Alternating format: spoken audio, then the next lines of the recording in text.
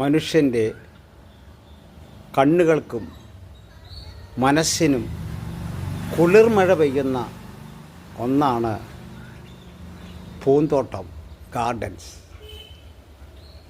അതിലെ മനോഹരമായ ചെടികൾ, ദൈവം സൃഷ്ടിച്ച മനോഹരമായ ചെടികൾ, പല വർണ്ണത്തിൽ പല രൂപത്തിൽ കാണപ്പെടുന്ന ഈ ചെടികൾ മനുഷ്യൻ വളരെയേറെ വിഷമത്തിലായിരിക്കുമ്പോൾ, വളരെയേറെ പ്രതിസന്ധികളായിരിക്കുമ്പോൾ ഈ ചെടികളെ നോക്കി ഇവിടെ വന്നിരുന്ന് ഇതുമായിട്ട് ബന്ധപ്പെട്ട് പ്രവർത്തിക്കുമ്പോൾ ആ മനുഷ്യൻ്റെ മനസ്സിന് ശാന്തത ദൈവം കൊടുക്കും.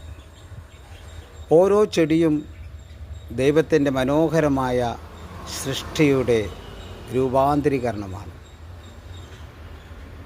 പലതരത്തിലുള്ള പൂക്കൾ,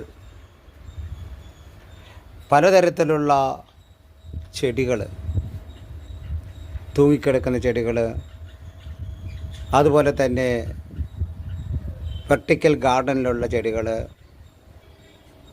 ഓർക്കിഡുകൾ, ഗ്രൗണ്ട് ഓർക്കിഡുകൾ, പുൽത്തകിടി, താമരക്കുളം, ഇതെല്ലാം നമ്മുടെ മനസ്സിന് തെച്ചി, മനോഹരമായ റോസ് ചെടികൾ, ഇതെല്ലാം നമ്മുടെ മനസ്സിന് വളരെയേറെ ആനന്ദം നൽകുകയാണ്. ഇതിനെ നോക്കി പരിപാലിക്കുന്നത് തന്നെ ഒരു കുട്ടിയെ നോക്കി പരിപാലിക്കുന്നതിന് തുല്യമായിരിക്കും.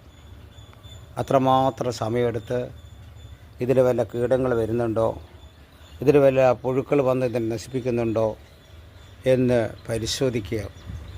അതിനുശേഷം ഇതിനെ വളമിട്ട് കൊടുത്ത് വെള്ളം നനച്ച് ഒരു കുഞ്ഞിനെ എടുത്തു വളർത്തി അതിന് ആഹാരം കൊടുത്ത് അതിനെ സംരക്ഷിക്കുന്നത് പോലെ ഓരോ ചെടികളെയും സംരക്ഷിക്കാൻ, അത് സംരക്ഷിക്കേണ്ടത് നമ്മുടെ പ്രധാനപ്പെട്ട ഒരു ഘടകമാണ്. ഇന്ന് പലരും പണം കൊടുത്ത് ആയിരക്കണക്കിന് രൂപ കൊടുത്ത് നഴ്സറിയിൽ നിന്ന് ചെടികളൊക്കെ കൊണ്ടുവന്ന് ചെടിച്ചട്ടിയിലൊക്കെ വെച്ച് മനോഹരമാക്കും. കുറച്ച് കഴിഞ്ഞാൽ അതിനെ പരിപാലിക്കാത്തത് കൊണ്ട് അത് നശിച്ചു പോകും.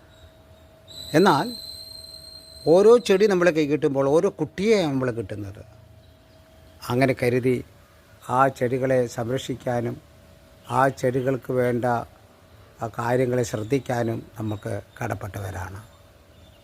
പ്രിയപ്പെട്ടവരെ, ഈ ചെടികളും ഈ ബ്രദറിൻ്റെ ഭവനത്തിലുള്ള ഈ ചെടികളൊക്കെ നോക്കി അതിനെ